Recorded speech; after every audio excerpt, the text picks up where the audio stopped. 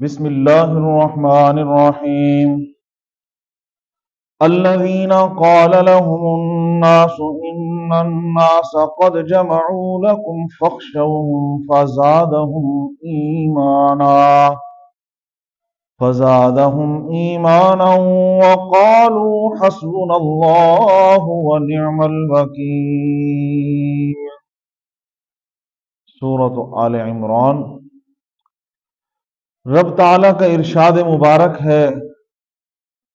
کہ وہ لوگ کہ جنہیں کہا گیا کہ آپ کے خلاف کچھ لوگ جمع ہو چکے ہیں بہت بڑی جماعت کی صورت کے اندر، بس تم ڈر جاؤ، لیکن فزادہم ایمانا، وہ ڈرنے کی بجائے ان کے ایمان اور زیادہ بڑھ گئے، وہ اور زیادہ مضبوط ہو گئے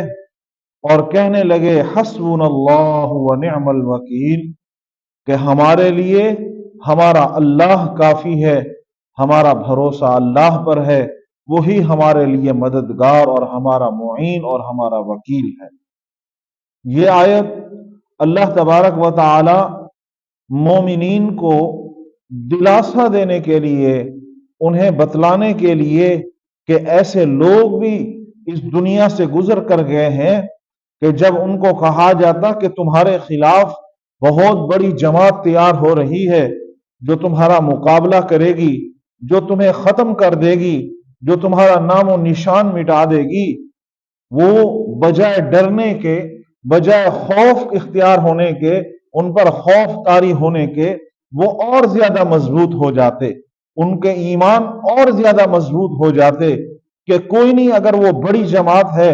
اور بڑا لشکر ہے، بڑے ساز و سامان والے ہیں، تو ہمارے ساتھ اللہ ہے، ہمارے ساتھ وہ ذات ہے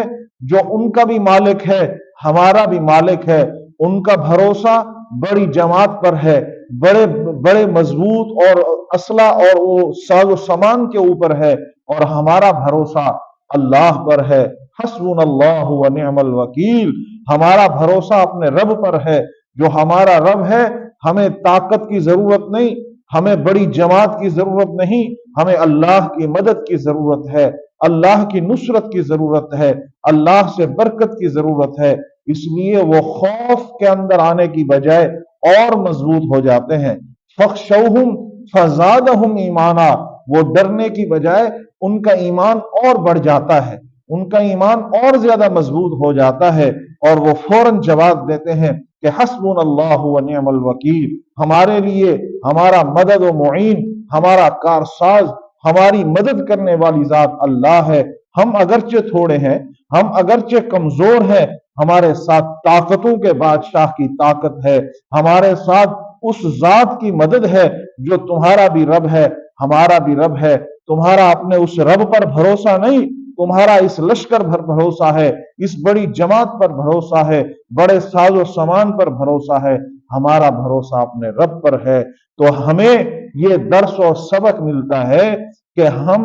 اگرچہ تھوڑے ہوں، کمزور ہوں، ہمارے ساتھ رب کی مدد ہو تو ہمیں دنیا کی پرواہ نہیں کرنی چاہیے، لوگوں کی باتوں کی پرواہ نہیں کرنی چاہیے، اپنے کام، اپنے مشن، اپنے اس کام کے اوپر جو ہم نے اپنے رب کو راضی کرنے کے لیے، رب کی رضا کو اختیار کرنے کے لیے جس کام میں لگے ہیں، ہم اس پہ اور زیادہ مضبوط ہوتے چلے جائیں اور اس پہ اور محنت کرتے چلے جائیں کہ ہمارے ساتھ ہمارے رب کی مدد ہے۔ پھر دیکھیں کہ رب کی مدد اور نصرت ہم پر کس طرح بارش کرتی ہے۔